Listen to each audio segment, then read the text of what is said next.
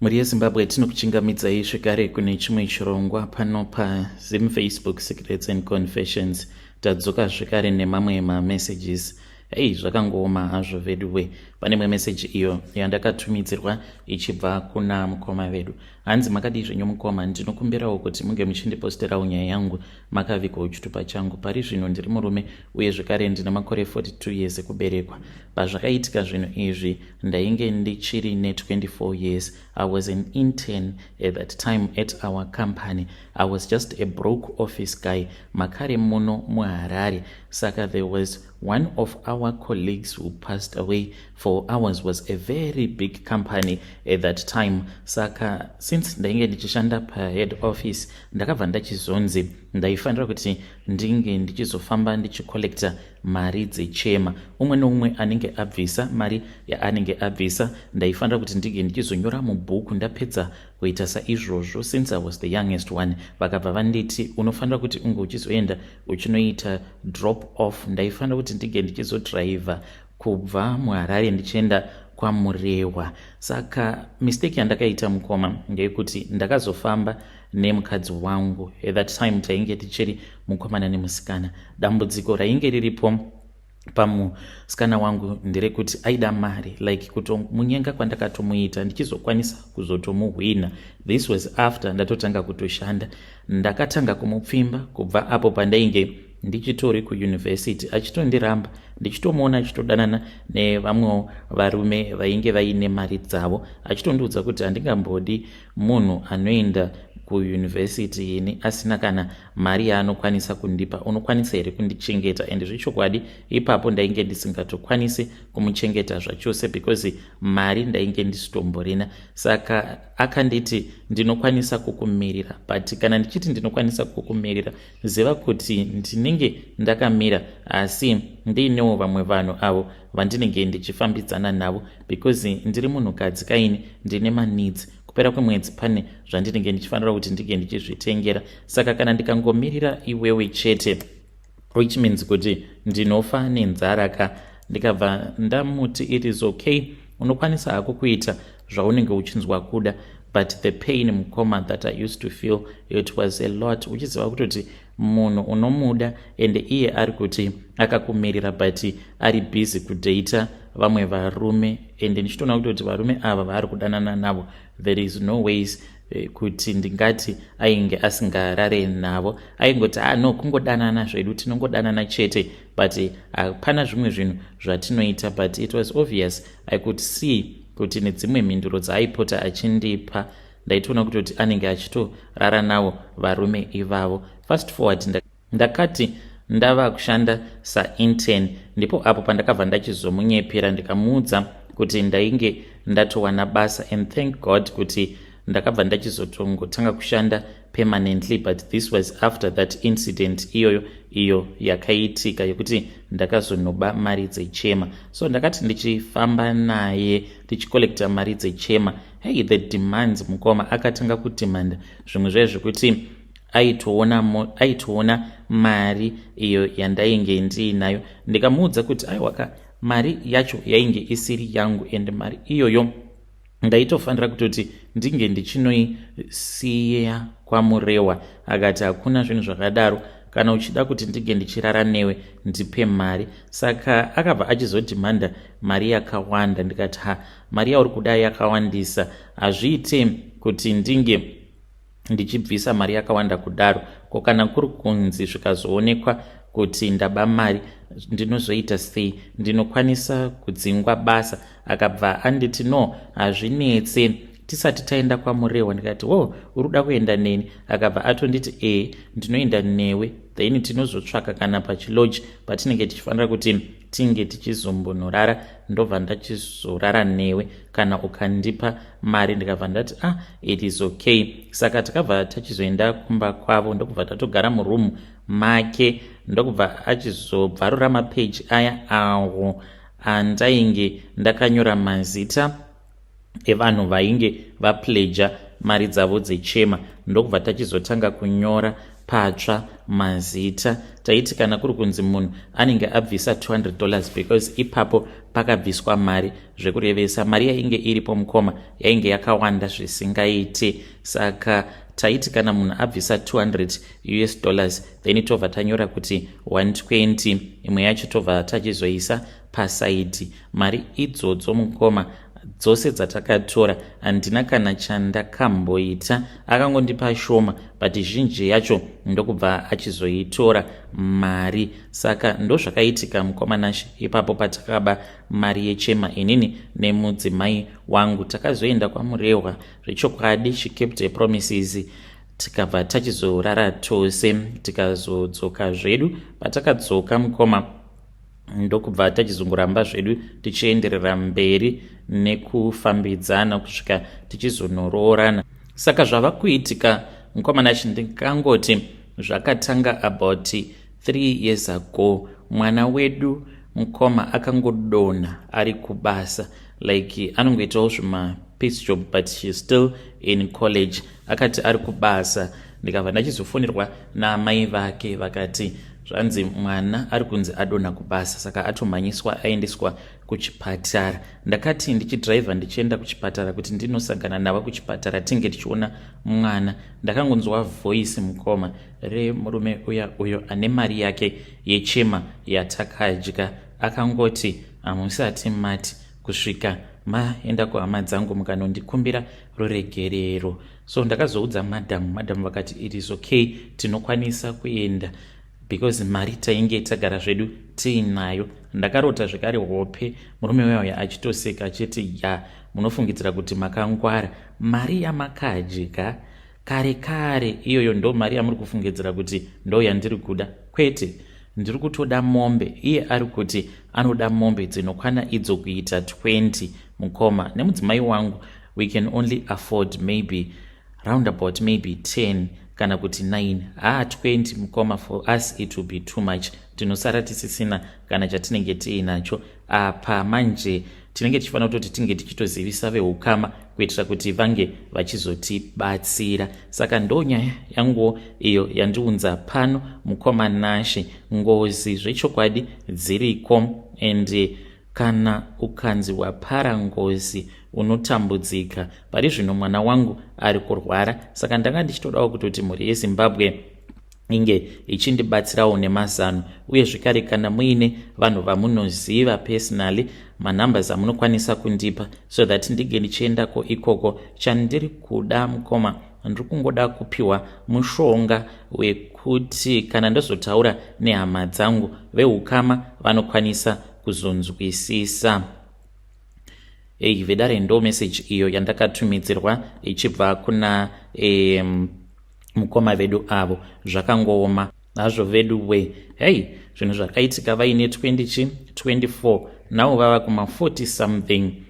Vava kutanga kurota munhu uya achiuya kwavari achivaudza kuti ari kutoda kuti vange vachienda kunokumbira hama dzake ruregerero, zvekare nekuzoripa hanzi mombe 20 pakaipa. Hanzi ndiri kuda mushonga wekuti kana ndikataura nehama dzangu dzinokasikawo dzanzwisisa kuti izvi ndo zvatakaita inini nemudzimai wangu.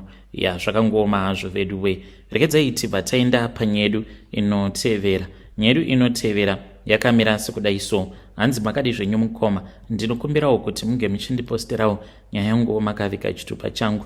Ndauyawo pano ndiine confession yangu iyo yandiinayo. Ndoitawo sei mukoma, nekuda kwekuti ndine umwe murume uyo wandiri kufambidzana naye, but murume uyu wandiri kufambidzana naye atori nemudzimai wake is married. Inini hangu mukoma nemurume wangu tinogara tichingonetsana, saka ari kuti anoda kuti ndinge ndichiramba murume wangu. But iye kana ndikamubvunza kuti kokana ndikazoramba murume wangu, iwewe kokana ukazoramba uchingogara nemudzimai wako ndinozoita sei? Saka pane mamwe mashoko awo aakataura, ndakangobatawo mazwi. Akangonditi inini ndiri murume, ndinokwanisa kuita vakadzi vaviri, but iwewe uri munhukadzi hazviite. Saka kuti munhu uyu ari kuda kundiisa pachipare here?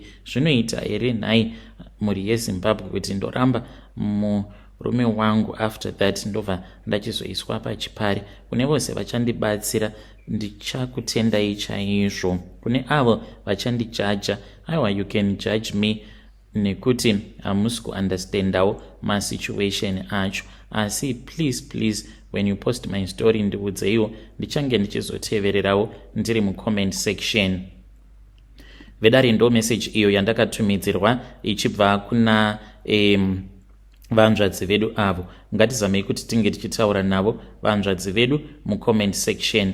Zvakangooma hazvo vedu we, pakaipa. Hanzi iye ari kuti haadi kuramba kwake mukadzi nekuti munhurume, asi ari kumanikidza inini kuti ndinge ndichisiyana nemurume wangu. Ngativabatsirewo mucomment section. Rekedzai tibva taenda panyedu inotevera. Nyedu inotevera yakamira sekudai so. Hanzi makadi zvenyu mukoma, ndinokumbirawo kuti muge muchindiposterawo nyaya yangu makavika chitupa changu. Ndauyawo pano ndine confession yangu iyo yandiinayo. Ndinogara kuno kwaMutare ende ndinoda kureururawo kuti so far kubva gore zvaratanga ndatova nevakadzi vanosvika kuma 30 something avo vandarara navo. Ndakatoona kutoti ndo chigemu chingatondisvitsawo kure kwandinoda kusvika. Ndinongonyepedzera sekunge ndiri muprofita, ndinoita zvekuuchika, ende ndakatozviona izvi kuti zvinoshanda apo pandainge ndichiri kuSouth Africa. Pamba apo pandainge ndichigara paigara umwe muprofita uyo aibatsira, asi mukunobatsira kwake kwaainge achiita, aiti kana pakauya mukadzi, angava ari mukadzi wemunhu, aibva achizototanga kutomupfimba kana kutowirirana. Zvaya zvokutongowirirana, because vakadzi vazhinji vanozotanga kufamba vachida kuuchikwa vanenge vachitoda vana zviri very serious. Akametisa vakadzi vakawanda kwazvo mulocation imomo matainge tichigara. Ndikabva ndatongochimastawo chigemu chacho. Saka pandakazodzoka kunoku kuZimbabwe, ndakabva ndachizototanga kuita izvozvo zvekuprofita, but zvekuprofita zvenhema. Handisi muprofita wechokwadi. Mukoma, kana mukaposta nyaya yangu ndiziviseiwo, ndichange ndichizotevererawo ndiri mucomment section. Vedari ndo message iyo yandakatumidzirwa ichibva kuna mukoma vedu avo. Hanzi ndakatoona kutoti that is the only way, kana kuri kunzi unenge uchida kurara nevakadzi vakawanda, usingavachengete vakadzi ivavo type netype, avo vanenge vachida kuuchikwa ndo vari easy kuti unge uchirara navo. Hanzi ndinonyepedzera sekunge ndiri muprofita, izvo handisitombori muprofita zvachose. Pakaipa. Rekedzai tibva taenda panyedu inotevera. Nyedu inotevera yakamira sekudai. Hanzi makadi zvenyu mukoma, ndinokumbirawo kuti munge muchindiposterawo nyaya yangu makaviga chitupa changu. Ndauyawo pano ndine confession yangu iyo yandiinayo. Confession yangu yakamira sekudai so. Mukoma, ininiwo ndakatengesawo nhumbu yangu. Ndakatengesera nhumbu yangu kune imwe mbinga yekuBorodale. Ndakaitengesa ne$400 nhumbu iyoyo. Ndinonzwa kurwadziwa nekuda kwezvose izvo zvandakaita, but yainge iri nyaya yekuda kwenhamo. Murume wacho iye yemukoma wacho uyo wandakazotengesera pamuviri apo pandainge ndakatakura, ndakazotomuziva kuburikidza nemusikana wake webasa. Ndokubva ndachizoendeswa kuBorodale. Ndainge ndagara ndichiitawo zvekutengesa kunoku kuMbare. Saka pakabva pachizouya umwe musikana uyu akauya achingoita sekunge ari kuda kutenga. Saka paakazouya patable pangu ndokubva tatanga kutaura paya. Akazondikumbira mafone numbers mushure mekunge anditi ndinokumbira kuti munge muchindibatsirawo because akatenga zvinhu zvakawanda. Akati ndiri kutya kungoti umwe munhu ange achindibatsira because kunoko handina kunyatsokujairira ende ndanyatsokuona kuti munhu uyu anoratidza kuti mwana wembinga, izvo ainge atori mate. Ndakamubatsira ndokubva taenda uko kwaainge asiya motikari yake. Ndakashamisika, motikari yainge yakanaka iyoyo. Akavhura bhuti paya, ndikatoti iwe kunditsvakirawo kabasa, because ndainge ndichitofungidzira kuti maybe anokwanisa kutonditsvakira kana basa remumba, because ainge achiti anogara kuBorodale. Akabva ati ndichakutsvakirai, ndichataura nadhedhi vangu. Saka ndokutotanga kutotaura kwatakaita. Akabva achizonditi dhedhi namama vari kuti vari kuda kukuonai. Ndokubva ndachizokwira kombi ndakananga kuBorodale, ndokubva ndachizonosvikako uko kwaainge akandipa location.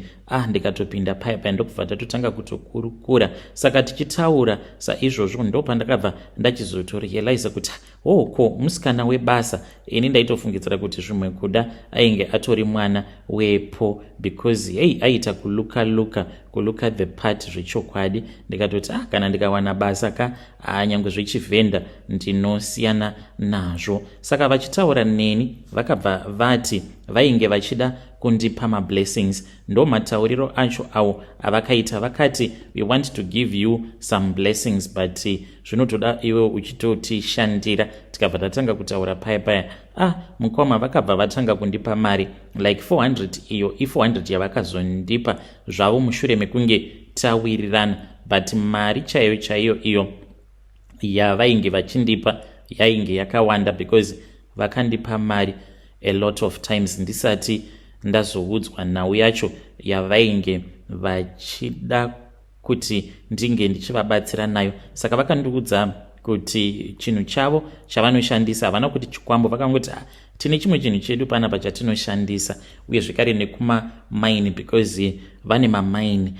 Murume iyeye baba vake vainge vari muWarvet according to what they told me. Handi saka vane ma-mining claims akawanda. Saka ikoko ndo kunoshanda twunhu twavo twavaingoti twunhu twedu. Saka vakati twainge twava kuda ropa, ndokusaka vainge vakati kuna maid wavo ange achivatsvakira munhu anokwanisa kuvabatsira. Saka ainge akawana inini. Nekuda kwemari dzavainge vandipa, ndakabva ndachizobvuma mukoma. Vakazondipa 400 US. Apa ndakangobvumawo 400 yaya ndichifungidzira kuti maybe vainge vachazondipa zvekare imwe mari kumberi uko kwatainge tichazoenda, but mushure mekunge ndatongova pamwana wangu ndokubva vatongotanga kundi-ignore. Mari yandakapiwa chete i400 US padhivi racho iroro. Zvinhu zvokuti zvinondirwadza kuti saka Mwari vanoti kudii pamusoro pangu. Shuwa here kungodya kamari ikako, dai kwanga kuri kunzi yainge iri mari ine musoro, zvainge zviri nani. Handina kana chandakamboita nayo mari yacho, because yainge isina kuwanda. 400 US, it is not money at all. Asi ndo zvakaitika mukoma Nashi. Ndakatengesa nhumbu yangu nekuda kwe$400 US.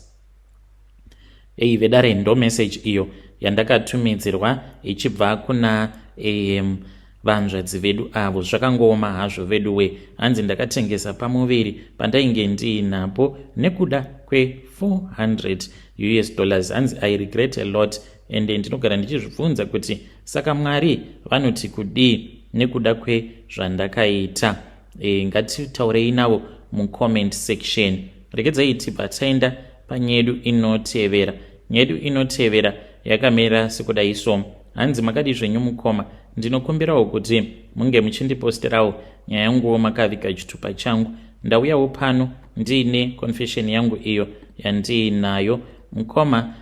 Pandakatanga kuita zvevadzimu ndainge ndichiri kuSouth Africa, but iko zvinozvi nhamo yazondionesa chitsvuku. Ndiri kutoshayawo mari yekuti ndige ndichidzokera kuSouth Africa. Kana aripo anokwanisa kundibatsira ngaandibatsire. Pari zvino ndiri kunoku nemurume wangu kuno kuBulawayo. Tatambura takasvika pakushaya kana mari yekuti tinge tichidzokera kuSouth Africa, mushure mekunge tazama kuti tinge tichitevedzerawo nzira dzechivanhu sezvatainge takaudzwa kuti ndo zvainge zvichitisungira chiraramo chedu. Saka patakaona bvako kuSouth Africa.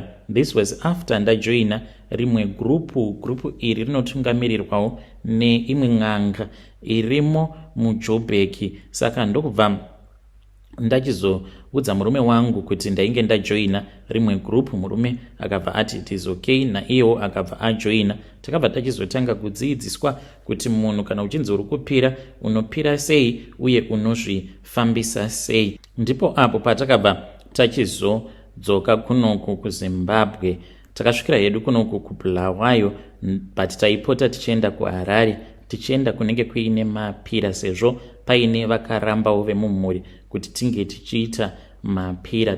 Takaendako mukoma, but kubva zvatakaenda ikoko life yakabva yaoma. Pari zvino upenyu hwakaoma zvekuti hatitomborina kana plan chaiyo. Tinotoshaya kutoziva kuti tozvifambisa sei. Apa murume wangu pari zvino ava kutoshanda samahobho, but ari kungoti kana akashanda mwedzi kana wava kuda kunopera panongoita mistake, so obva atongopiwa kana half pay. Chatakazoona ndechekuti pose apo paanozopiwa mari yake yesalary, mari iyoyo inouya yakashota. Mari inototi inge ichingouya ichingokwanirana kuti tinge tichibhadhara mari yerenti uye zvekare nekuzongotengawo chikafu. Ndo mararamiro awo atava kuita from hand to mouth. Kana mukaposta nyaya yangu ndisiviseiwo, ndichange ndichizotevererawo ndiri mucomment section. Vedare ndo message iyo yandakatumidzirwa ichibva kuna vanzvadzi vedu. Ngatizamei kuti tinge tichitaura navo vanzvadzi vedu ava mucomment section. Strange things indeed they do happen in this world. Hanzi tinotoita sekunge takapara mhosva nezvatakaita izvi zvekuuya tichida kuzogadzirisa chivanhu icho chainge chichinzi ndo chiri kutitadzisa kuti tinge tichienderera mberi neupenyu. Fine, takaita zvose zvatainge tichifanira kuti tinge tichiita. Manje kana mari yekudzokera kubasa kuJoni tiri kutoishaya, tatambudzika. Apa murume wavo vari kuti murume wavo iye ari kushanda as a security guard, but hanzi mwedzi woga kana mari yepay yava kuda kunopinda, mari iyoyo hanzi inotongosvika ichitongokwanirana mari yerent, because anotongobatirwa mari. Strange things indeed they do happen in this world. Ngatitaurei navo mucomment section.